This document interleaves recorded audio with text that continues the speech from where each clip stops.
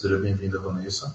Bom dia, meu nome é Vanessa. Vou dar início à nossa conversa sobre a chikungunya. Essa epidemia que está tão comum agora em nosso meio e é importante cada vez mais ficarmos atualizados. O que é a chikungunya? A chikungunya é uma doença febril causada pelo alto vírus pertencente à família Togaberraceae e transmitida aos humanos pela picada pertencente à espécie Aedes. A primeira epidemia ocorreu em 1952, 53, na Tanzânia, na África. Posteriormente, houve epidemia em vários locais do mundo, Ásia, Austrália, Oceania e América. Na América, a primeira vez que ocorreu foi em 2013, no Caribe. E no Brasil, os primeiros casos que foram registrados foi a partir de 2014, e desde então estão vem aumentando, cada ano tendo muito mais casos. Inicialmente, o vírus da chikungunya, ele circulava nas florestas da África e a transmissão se deu pelos ancestrais, pelos ciclos envolventes primatas como hospedeiros e o mosquito como vetor. Agora nós somos hospedeiros e o mosquito como vetor. Os vetores são os mosquitos da espécie Aedes. Tem o Aedes aegypti e o Aedes albopictus. No Brasil, o mais comum é o Aedes aegypti, que a gente conhece. Aqui é um mapa do mundo mostrando as regiões de epidemia. Em 1952 ocorreu primeiro na África, na Tanzânia. Posteriormente foi espalhando pelo mundo dependendo de cada década. Aqui no Caribe, em 2013, nas ilhas do Caribe, e no Brasil, a partir de 2014. E aqui também fala qual é o tipo do Aedes que tem em cada região. Na realidade, no Brasil, é uma parte do Aedes aegypti, mas também existe o albopictus também. Tem região que só está em azul, que é um albopictus, e tem região que só tem mais, só tem o Aedes aegypti. Sinais clínicos e sintomas. Geralmente tem um período de incubação curto, é quando ele fica guardado no organismo até criar a manifestação, que é de 3 dias. E a doença se manifesta normalmente por início abrupto, rápido, de febre associada à intensa astenia, fraqueza, artralgia, dor articular, artrite, mialgia, cefaleia e racha. Então, é um início muito rápido e muito intenso dessa febre, a febre mais intensa. A maioria das pessoas infectadas são sintomáticas, ou seja, a maioria que tem um contato, que é picado pelo mosquito, que transmite a chikungunya, ela vai ter manifestação de doença. Menos de 15% tem a soroconversão, que é a formação de anticorpos, sendo assintomática. A maioria, ou cerca de 85%, vai ser sintomática, diferente das grupos imunes que são assintomáticos e têm a soroconversão. Os sinais clínicos dos sintomas dependem muito da viremia, que é a replicação do vírus. O início da febre com essa viremia, essa replicação dos vírus.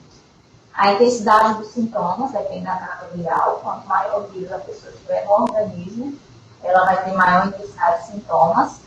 E assim, em região epidêmica, que está ocorrendo muito a doença, com quadro de poliartrose intensa ou artrite, com febre, tem alto valor preditivo de ser chikungunya, ou seja, a chance de ser chikungunya é muito alta. Então, assim, aquilo que todo mundo fala, quando vai na emergência, um quadro clínico bem típico, e que fala que é chikungunya, a probabilidade é muito alta de ser mesmo. Os sinais clínicos e sintomas mais importantes, a parte articular. As dores articulares, as dores na junta, geralmente são simétricas, de grande intensidade, atrapalham a atividade individual do paciente. Ele não consegue fazer suas atividades normais e ocorrem cerca de 90% dos pacientes. Então, era muito típico da chikungunya, diferentemente da Zika e da dengue, que também são transmitidas pelo Aedes, mas tem um quadro articular mais brando. Aí, no caso, para pensar no diagnóstico diferencial. E o significado da palavra chikungunya quer dizer que aqueles que se dobram, ou seja, o paciente tem tanta dor que ele se dobra e ele não consegue deixar sua articulação normal, suas juntas normais, com mobilidade normal. Então, é aquele que se dobra, aquele que fica encurvado pela inflamação e pela dor articular. Edema articular e artrite geralmente ocorre em interfalangianas, punhos e tornozelos, que tem aqueles edemas importantes já na fase aguda de alta viremia. Pode ocorrer racho cutâneo, que são aquelas lesões avermelhadas na pele, que ocorrem em cerca de 20 a 80% dos pacientes, ou seja, a porcentagem é bem variável, não é tão típico da chikungunya, mas pode ocorrer. Esse racho cutâneo às vezes ocorre muito na zika, mas ele também pode ocorrer na chikungunya. E pode haver linfadenopatia, que é aumento dos gânglios linfáticos, que são as famosas ínguas, prurido, que é a coceira devido ao rache, e anormalidades digestivas, como diarreia, vômito, também pode estar associado a esse quadro que é uma virose, né? Trata-se de uma virose. Aqui são imagens das manifestações agudas da chikungunya. Então, aqui uma mão bem edemaciada, com quadro de artrite, bem típico da chikungunya. Aqui o joelho edemaciado, observa-se aqui nessa perna avermelhada, que é o racho cutâneo, e também aqui no joelho.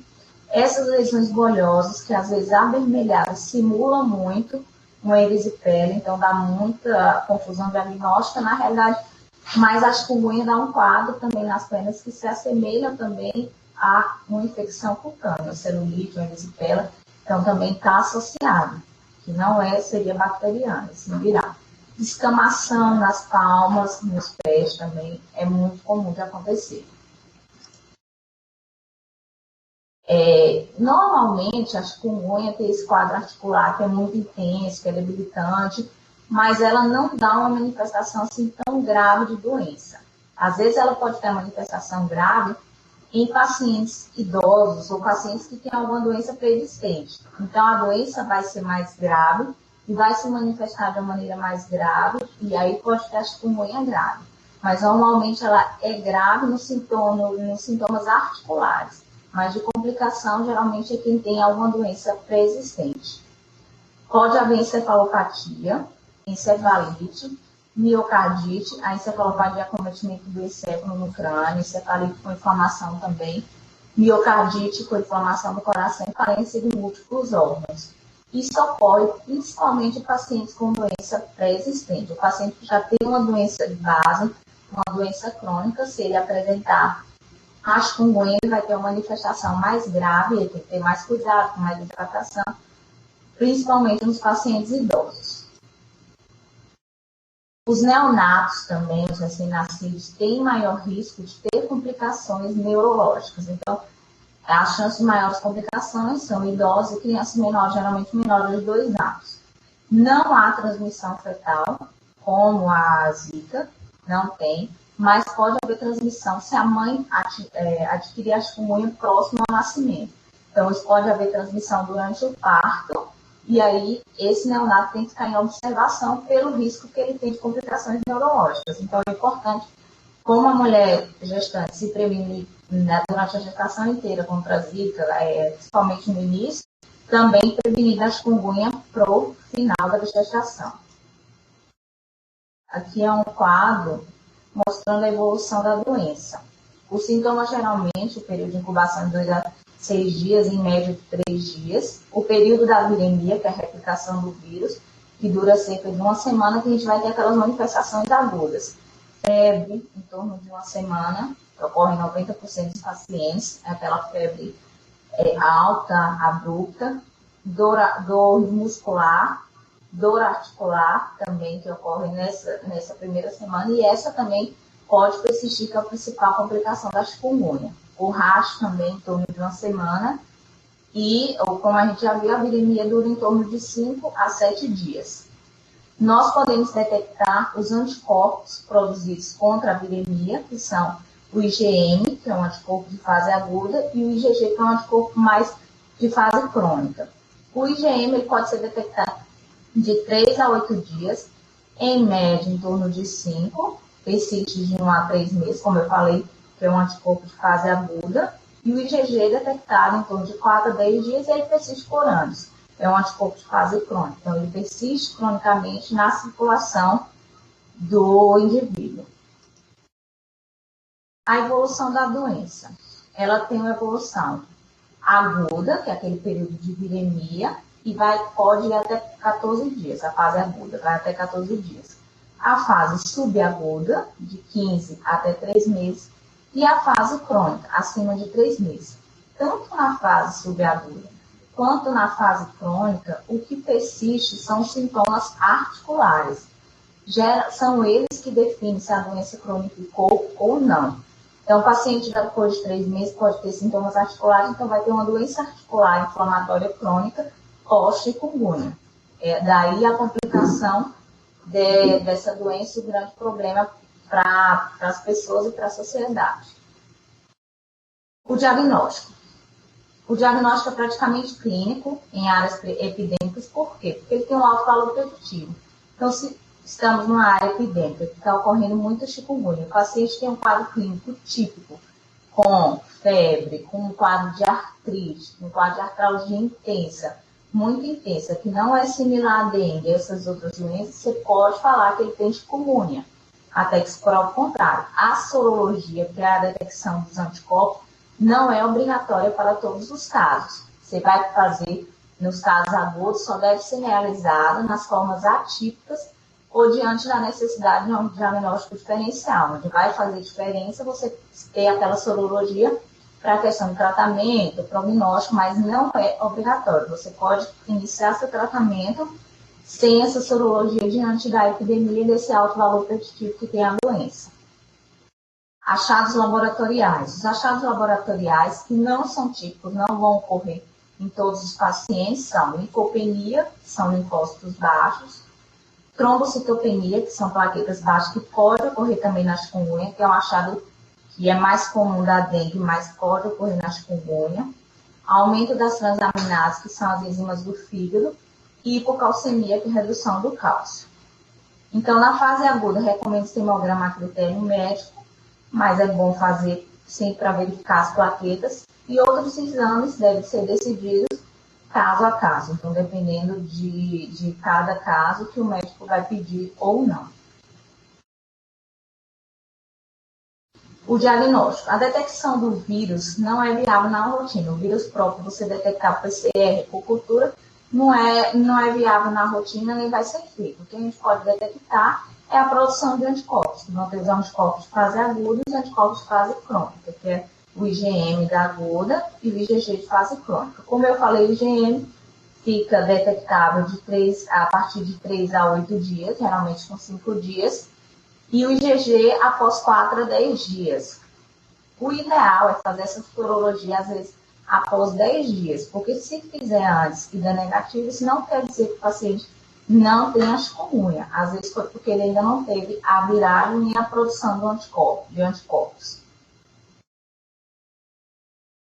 A fisiopatologia. Por que a doença vai dar as manifestações articulares do quadro clínico típico que a gente conhece, que a gente está vendo? Na realidade, não existem muitos estudos sobre a chikungunya, porque como ela não é uma doença epidêmica, acontece em alguns locais, não existem tantos estudos em relação a ela.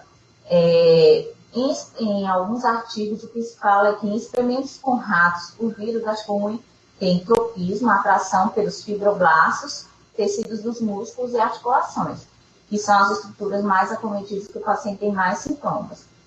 Eles são rapidamente degradados pelo interferon 1, porém, pacientes com deficiência dele têm a replicação com a viremia e a viremia fica mais intensa. Então, por isso que cada um tem uma manifestação diferente.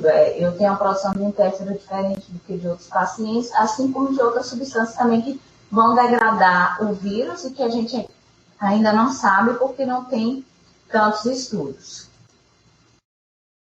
Em animais, eles também têm tropismo pelo sistema nervoso central, porém em humanos só é observado em casos graves. Então, nos seres humanos, a gente observa mais tropismo pelos músculos e pelas articulações, mas em casos graves pode ter o sistema nervoso central, que a gente já viu pode se manifestar como encefalopatia, encefalite, principalmente quem tem doença pré-existente. A determinação se é a replicação persistente do vírus ou o vírus no mesmo, ou seja, a tentativa do organismo de tentar contê-lo, ou ambos, que são responsáveis pelos sintomas crônicos articulares, ainda é inconclusivo.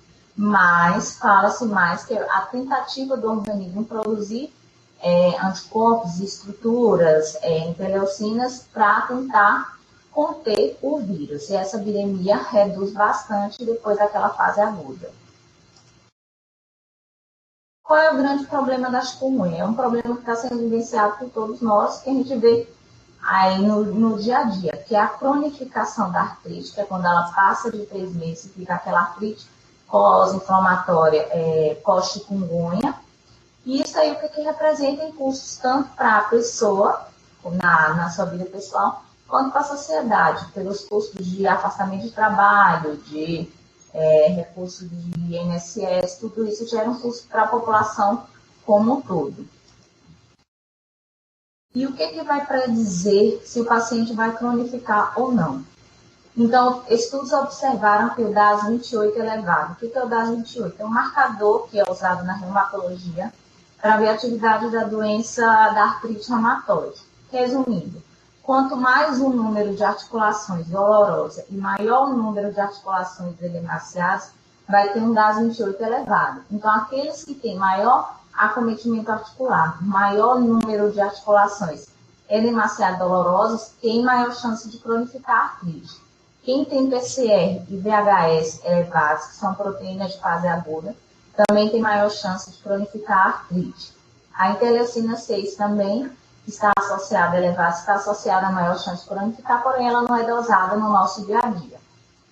Maiores títulos de anticorpos também, do IgG e IgM, também estão associados a maior chance de cronificação.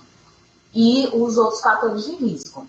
Idade maior que 40 anos, então quanto mais velho, maior chance de cronificar, diabetes, o quadro agudo intenso e a doença articular prévia. Esses dados aqui já são do Conselho Brasileiro de Reumatologia de Chikungunya, feito pela Sociedade Brasileira de Reumatologia, que ainda não saiu, mas está para sair. Já vai sair esse consenso brasileiro. Os padrões de artrite. Na realidade, essa artrite crônica ela pode simular várias doenças articulares inflamatórias reumatológicas.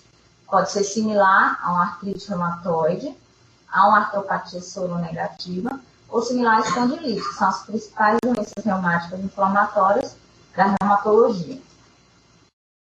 Aqui a mão de um paciente com artrite, que a gente vê o edema, importante nessas articulações aqui da mão, que são as metacarpofalangianas. Essas alterações são muito típicas de artrite reumatoide e o paciente chega bastante com essa mão parecendo a de artrite reumatoide.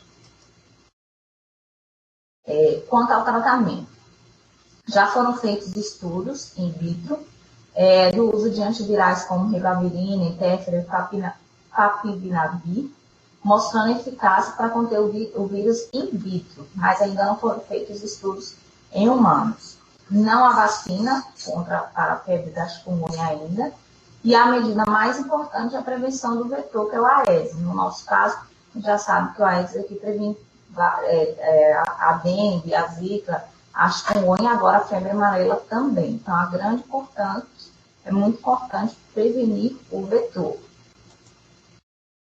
Agora, o paciente tendo uma chikungunya, nós vamos aqui às recomendações da Sociedade Brasileira de Reumatologia. Que essas recomendações são recentes, saiu nesse último mês, que foi feito consenso pela Sociedade Brasileira de Reumatologia para ajudar nessa atenção, que também não vai, pela intensidade, pela quantidade de pacientes com chikungunya, nem todos os reumatologistas vão conseguir atender esses pacientes. Então, quanto mais amplo tiver o conhecimento, melhor. Na fase aguda, como eu falei, que dura até 14 dias, o importante é controlar os sintomas. E o principal sintoma seria a dor, que pode ser a dor em mentes localizada difusa, ou a dor neuropática, que é aquela que tem manifestação mais de parestesia, de sintomas mais que atingem os nervos mesmo. Na fase aguda, o ideal é só analgesia. Então, você pode fazer analgesia dependendo dos sintomas do paciente. Com paracetamol ou com a dipirona, cada um desses pode ser até 4 gramas por dia. E se ele tiver com a dor mais intensa, que a pessoa já vê que não vai conseguir, opioides opioides fracos, porém medicamentos mais fortes como tramal ou paracetamol com a codeína. Então, assim, nessa fase aguda, evitar anti-inflamatórios, evitar não usar corticoides, justamente pela viremia. Anti-inflamatório, você não tem certeza se o diagnóstico é chikungunya mesmo, se é dengue, alguma coisa assim para evitar sangramento e tratar os sintomas. Então, tentar deixar ao máximo o paciente sem dor. Já a fase subaguda, que vai dar dos 15 dias até os 3 meses, atendimento em nível secundário, você também vai tratar os sintomas. Só que nessa fase a viremia já está mais fraca. Então, assim, o paciente que tem artrite, tem sinovite, você vai acrescentar um anti-inflamatório, você pode acrescentar o corticoide, nunca ultrapassando 20 miligramas por dia. E tentar parar esse corticoide o mais rápido possível, ver as comorbidades do paciente, para ver se ele pode tomar ou não, e usar no mínimo 1 mês e meio, no máximo 1 mês e meio. A dor também continuar controlando com analgésicos comuns, como paracetamol e dipirona, os opioides fracos, como o tramal, a codeína e o paracetamol, que são considerados fracos quando a gente compara com morfina, mas eles são analgésicos muito bons. Os anti-inflamatórios também, se for a dor neuropática, pode usar os antidepressivos e anticonvulsivantes, que são quais? A amitriptilina, pregabalina, a carbamazepina, que podem ser, e a gabapentina, que podem ser usados para esse tipo de dor neuropática. Nessa fase aguda, que a gente já pode usar um remédio, um medicamento que é muito usado na reumatologia, que é o imunomodulador, que chama hidroxicloroquina. Você pode usar ela no máximo de 400 miligramas dia, mas aí sempre seria mais a conduta do especialista, até para ver os efeitos colaterais que ele pode dar e fazer a prevenção se necessário. Passou de 3 meses, a gente já parte para o tratamento da fase crônica. A fase crônica é a maior de 3 meses, atendimento de nível secundário também com reumatologista. Aí, nesse caso, é a doença articular inflamatória crônica pós-chikungunya refratária.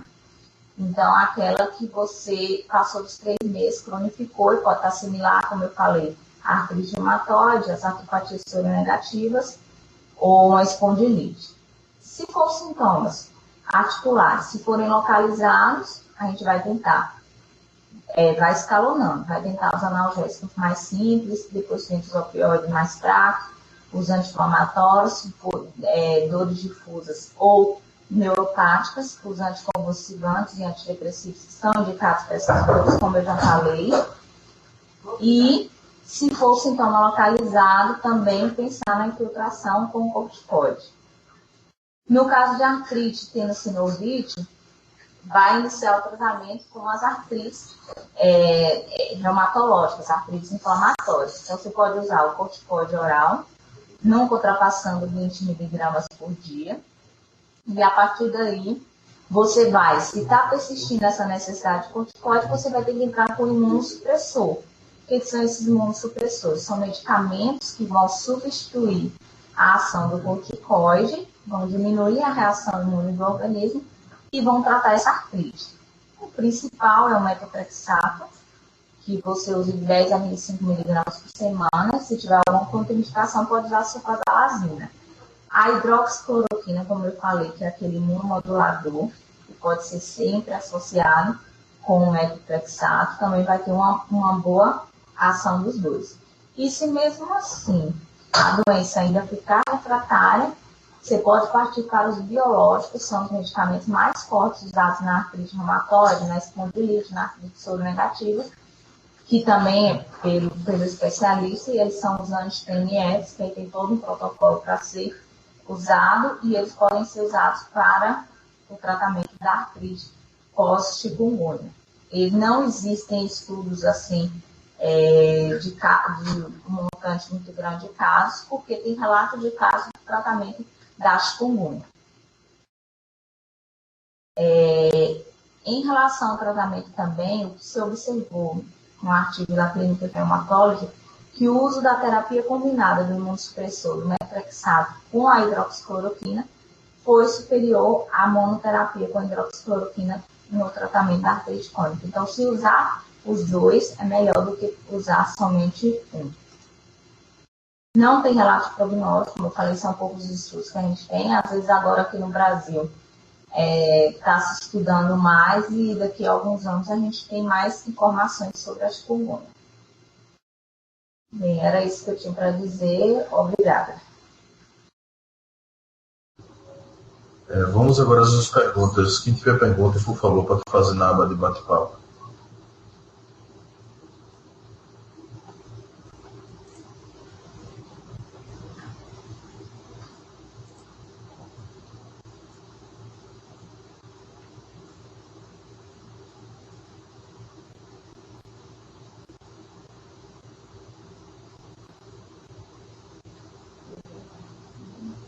Pode. Certo. Chega uma pergunta aqui agora, de Emanuel de Faria Silva. Ele falou: tem um parente que pegou chikungunya há mais ou menos um ano.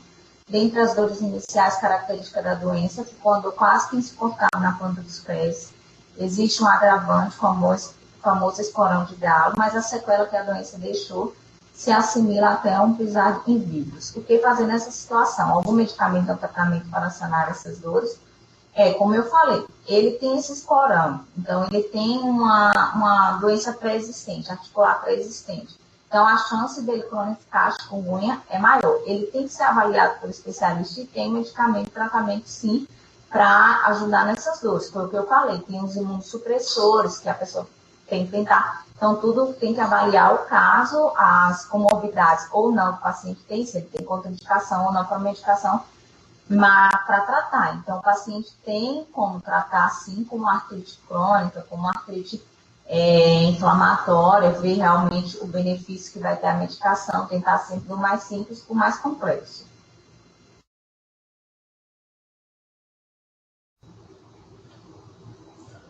Vanessa, eu tive chikungunya e tive zika. Não cheguei a ter a dengue ainda, graças a Deus. Mas existe algum sintoma na chikungunya que seja o total diferencial entre essas três doenças que são tão parecidos os sintomas? No caso, seria mais o quadro articular. Quando o quadro articular é bem mais intenso, que você tem um inchaço das juntas, o edema articular mais intenso, então fala mais a favor da chikungunya.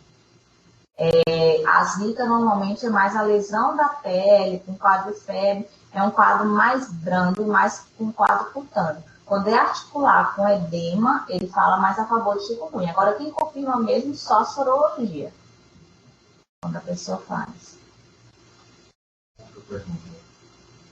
Outra pergunta, como funciona o atendimento no HU para pessoas com essa doença? Qual o procedimento a ser seguido? Na realidade, o atendimento no HU funciona como encaminhamento pelo CORA. Infelizmente, a gente ia criar um ambulatório de chikungunya, só que no caso, seria eu que ia ser responsável por esse ambulatório, mas como eu fiquei gestante, já vou entrar de licença, a gente não conseguiu montar pelo quadro reduzido dos médicos. Mas, assim, o atendimento que vai conseguir no HU não é de um ambulatório específico, mas consegue-se com encaminhamento pelo CORA. Existe um tempo certo para que as dores sanem de uma vez só? Porque, por exemplo, eu tive chikungunya mais ou menos há acho que uns 8 meses, e não dores fortes, mas eu ainda sinto dores nas articulações das mãos, principalmente nos dedos e no pulso. Existe algum tempo, tipo 1 ano, 2 anos, para que essa dor passe de uma vez só?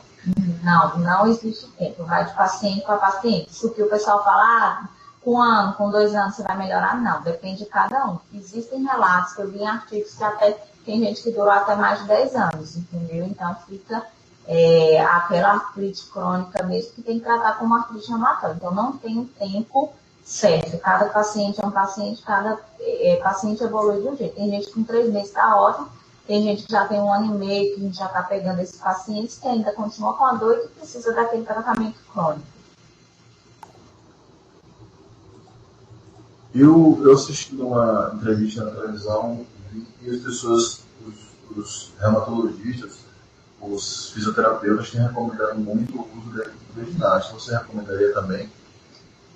Pode usar hidroginástica, mas não na fase aguda nem na subaguda, para evitar muito esforço, que o ideal é ficar mais de repouso mas sem atividade. Então, seria mais para a fase crônica, poder já estar mais controlado os sintomas, para não ativar muito a parte da articulação. Agora, na fase aguda, na fase subaguda, tentar reduzir essas atividades.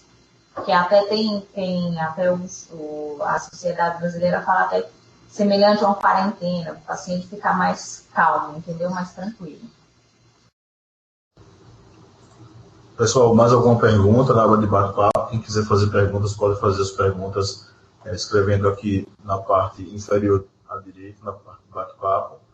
E só lembrando que para receber o seu certificado, você tem que colocar o seu nome completo e o seu e-mail de forma correta, para que a gente possa enviar o seu certificado de participante.